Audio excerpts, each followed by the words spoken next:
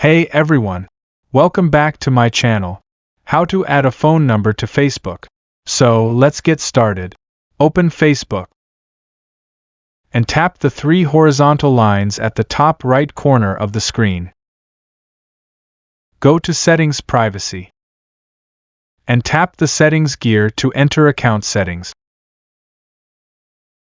On the Settings page, select Meta Account Center to access account details.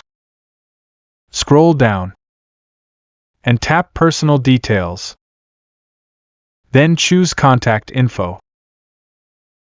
Tap Add New Contact. Then select the mobile number option. Enter your phone number and choose which account you want to link it to. Tap Next to start the process and wait for a verification code.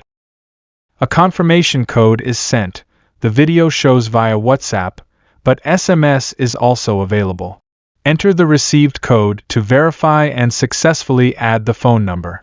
Once complete, the number appears under contact information alongside the email. The creator asks users to like and subscribe if the fix helped.